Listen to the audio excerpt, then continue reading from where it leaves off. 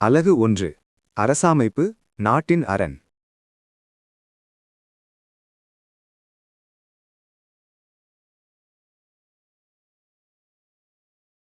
நீங்கள் கற்கப் போவது என்ன? அரசர், அரச என்பதன் பொருள். அரசருக்கும் மக்களுக்கும் இடையிலான வாடக கருத்துரு. இறையாண்மை, துரோகம் ஆகியவற்றின் பொருள். இன்றைய மலாய் அரசர்களின் நிலையும் பங்களிப்பும். அரசாட்சி முறையை இன்றும் அமல்படுத்தும் நாடுகள். இறையாண்மை மிகு அரசர், அரசின் தூண்.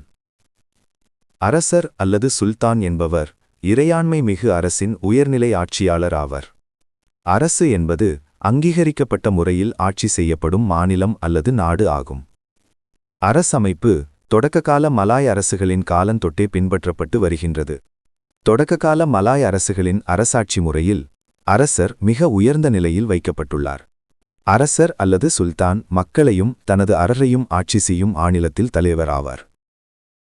மாநிலத்தின் அரண்.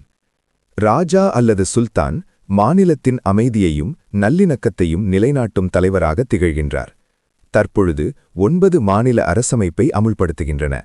அம்மாநில தலைவர்கள் வெவ்வேறு விழிப்பு முறையை கொண்டுள்ளனர். அரசர் விசுவாசத்திற்கும் மரியாதைக்கும் உரியவர்.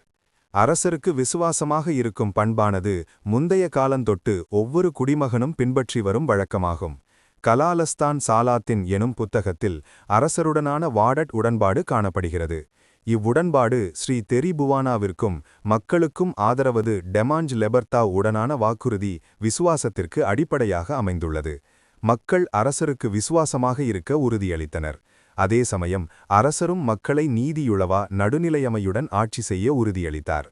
நாடு சுதந்திரம் அடைந்த பின்னர் இந்த வாடட் கருத்தூறு ருக்கன் நெஹாராவில் பேரரசருக்கும் நாட்டிற்கும் விசுவாசம் செலுத்துதல் என 2வது கோட்பாடாக அமைக்கப்பட்டுள்ளது. எனவே மலேசியர்களாகிய நாம் அரசர் அல்லது சுல்தானுக்கு முழு விசுவாசத்தை வழங்க வேண்டும். இறையாண்மை மிகு அரசர். அரசர் அல்லது சுல்தான் என்பவர் மக்களின் விசுவாசத்திற்கும் மதிப்பிற்கும் உரிய ஒரு அரசின் தலைவராவார். ஸ்ரீ தெரிபுவானாவிற்கும் டெமாங் லெபார் லாவானிற்கும் இடையிலான உடன்பாட்டின் வழி இறையாண்மை கருத்துருவும் துரோக கருத்துருவும் தோன்றின. இறையாண்மை எனப்படுவது தனது அரசின் மீது அரசர் அல்லது சுல்தான் கொண்டுள்ள மிக உயரிய அதிகார அடையாளமாகும். இறையாண்மை மிகு அரசர் அல்லது சுல்தான் ஆட்சி புரிவதற்கு ஆளுமை, தனித்துவம், தன்னெறி, அறிவாற்றல் கொண்டிருத்தல் வேண்டும். துரோகம் எனப்படுவது அரசர் அல்லது சுல்தானின் ஆணையையும் கட்டளையையும் புறக்கணித்தலாகும்.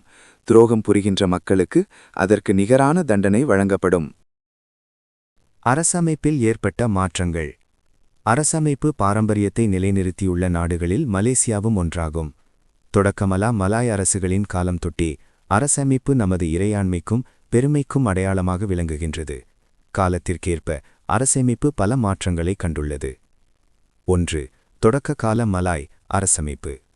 அரசர் அல்லது சுல்தான் தங்கள் மாநிலத்தின் தலைவர். அரசர் அல்லது சுல்தான் தமது ஆட்சியில் முழு அதிகாரம் பெற்றவர்.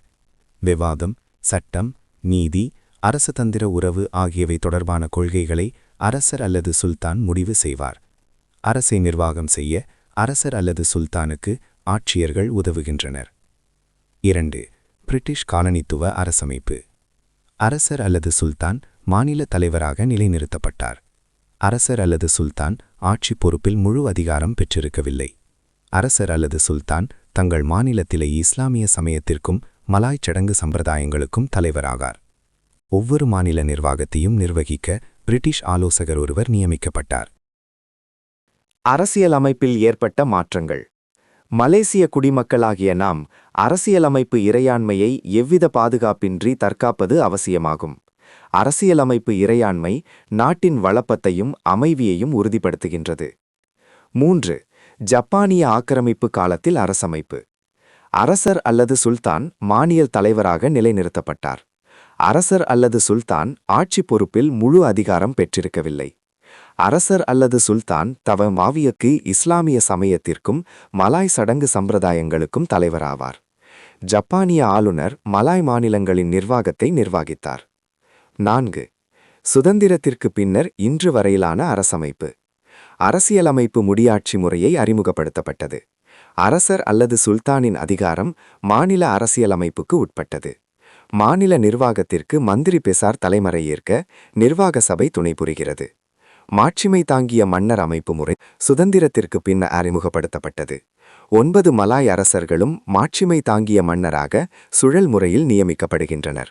நாட்டின் நிர்வாகத்தை பிரதமர் தலைமை ஏற்க அமைச்சுரவை துணை புரிகிறது. பன்னாட்டு அரசமைப்பு. அரசமைப்பு ஆட்சி முறை உலகின் மிக பழமையான நிர்வாக முறையாகும். அரசமைப்பு ஆட்சி முறையில் அரசர் மிக முக்கிய தூண் போன்றவர். தற்பொழுது உலகில் மலேசியா உட்பட 43 நாடுகள் அரசமைப்பு முறையை அமல்படுத்துகின்றன. பன்னாட்டு அரசமைப்பு. அரசமைப்பு நாட்டின் ஒற்றுமையையும் வளப்பத்தையும் காட்டும் அடையாளமாகும்.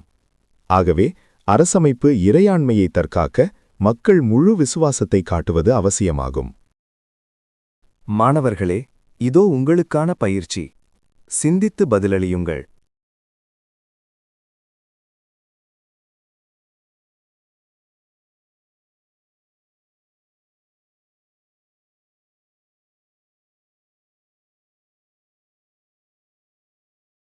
நன்றி. தயாரித்தவர் ஆசிரியை திருமதி மஞ்சுளா.